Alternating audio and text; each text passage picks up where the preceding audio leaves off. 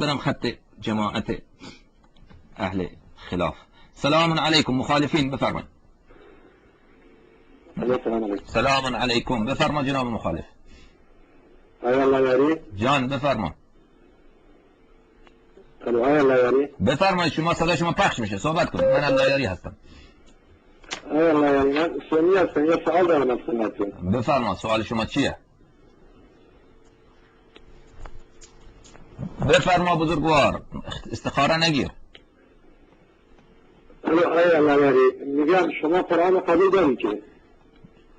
بله بزرگوار. بله بر منکر قرآن لعنت. شما نبی قرآن نفرموده زمان پیامبر امهات المؤمنین هستند. معنایش حرمت نکاح و ما قرآن قبول داریم. ازواج و امهاتهم یعنی نکاح کردن با عایشه حرامه. طلحه میخواست که با عایشه بعد وفات رسول خدا صلی الله علیه و سلم کار مثلا نکاح بکند. قرآن فرمود که همونطور که با مادرتان نکاح کردن حرامه، با زنهای رسول خدا صلی الله علیه و سلم هم به منزله مادر شما نکاح کردن با اینها، یعنی درباره این با اینها بله هم زناشویی نمودن حرامه. این معنا را من قبول دارم. اگر شما معنای دیگری منظور نظر شما هست که و ازواج و امهاتهم مثلا که زنهای رسول خدا صلی الله علیه و سلم فاسق نمیشوند یا منافق نمیشوند یا منحرف نمیشوند یا اینها بله اهل جنت هستند، این معانی را من قبول ندارم. من فقط یک معنا را قبول دارم و اون معنا حرمت نکاح هست. بله بفرمایید. اگر معنای دیگری شما یعنی حضرت عایشه رو مادر خودتون نمیدونید؟ من نکاح کردن با عایشه را حرام میدانم. کسی که بعد از وفات اگر من مادر خودت نمیدونید؟ من عایشه را بله مادر نواسب میدانم. قرآن فرموده امهات المؤمنین نفرموده. من عرض کردم اگر من اون زمان عرض کردم شما اگر آدم هستی اولاد آدم هستی کلام من را میفهمی. گفتم این به این معنا حرمت نکاح به این معنا قبول دارم. یعنی اگر من اون زمان بودم همانطوری که نکاح کردن ازدواج کردن با مادر برای من حرامه، برم خواستگاری بکنم از عایشه که بیا عایشه من میخوام تو را بگیرم، این برای من حرام بود و نکاح کردن با عایشه حرام بود. این معنا را قبول دارم. اگر الان بود چی؟ الان اگر عایشه بود نکاح کردن بعد از وفات رسول خدا صلی الله علیه و سلم با عایشه حرام بود. و اگر الان من در مثلا الان عایشه بود یعنی مادر شما هست، یعنی به معنای حرمت نکاح. اما این که عایشه کافره بود، فاجره بود، فاسقه بود، او سر جای خودش ثابته. همین زن فاجره فاسقه کافره نکاح کردن با او حرامه. جان این کلام شما مخالفت با نص صریح القرآن میگه. بفرما ثابت بکن مخالفتش چیه؟ مخالفت شما که عایشه را مادر خودتون نمیدونید. میدونم دلیل شما میگید که با حضرت علی جنگیده، درسته؟ نه شما اگر حرف رو میفهمی جان من بدان معنای امهات و ازواج و امهاتهم حرمت نکاح هست و علماء شما بر این مطلب تصریح دارن. ببین که من برای شما نشان بدم در کتاب‌های خود شما این مطلب آمده. این حرف من که نیست، حرف علماء خود شما هست. این بیان سوره تحریم در این مجلد هست. جان من کاری نه به علما دارم، نه به صحیح مسلم، نه به بخاری، نه به کلینی شما، نه به مجلسی شما. من به قرآن میخوام. حالا من از قرآن میپرسم. حالا شما قرآن را خودت قبول داری؟ شما خودت قرآن را قبول داری یا نداری؟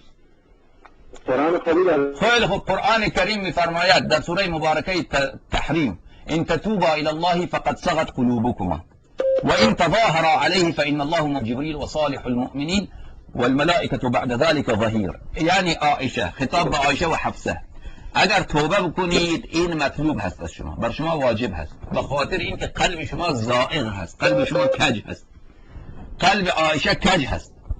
و اگر دشمنی بکنید با رسول خدا صلی الله علیه و آله و سلم، پس خداوند متعال و صالح المؤمنین و ملائکه و جبرائیل این لشکر جرار با توی عایشه می جنگه، با توی عایشه جنگ میکنه. پس آیا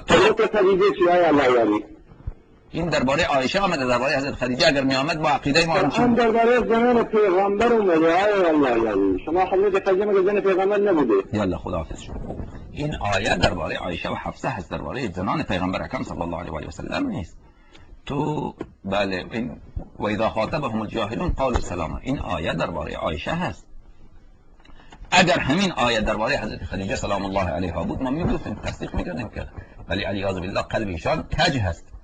حالا شما که میگید بخاری مسلم اینا را قبول ندارم و فقط و الا من از اینجا برات نشان میدادم که اینجا تحریم نکاح منظور تحریم نکاح است در آن چیزی که در سوره احزاب آمده و ازواجه امهاتهم منظور تحریم نکاح است. بله در سوره مبارکه احزاب آیه 6 اون منظور حرمت نکاح است و او ما تصدیق میکنیم. حرمت نکاح بله با حضرت خدیجه سلام الله علیها و تمام زنان رسول خدا صلی الله علیه و سلم حرمت نکاح ما معتقد هستیم. اما اینکه آیا زنهای رسول خدا صلی الله علیه و آله و سلم همگی اهل جنت هستند، عقیده ما عقیده قرآن. یا نساء النبی لستن کاحد من النساء این اتقیتن بله زنهای رسول خدا صلی الله علیه و سلم افضل هستند، اشرف هستند، فضیلت دارند. به شرط چی؟ به شرط تقوا. به شرط تقوا. اگر زنهای رسول خدا صلی الله علیه و آله و سلم اهل تقوا بودند بله اشرف هستند از بقیه زنها. اما اگر تقوا را مراعات نکردند باز موقف ما موقف قرآن کریمه. یا نساء النبی صلی الله علیه و آله و سلم من یأتی منکن بفاحشه مبینه، هر کسی که از شما فاحشه مبینه را انجام بدهد عذابش چندان هست. عذابش چندان هست.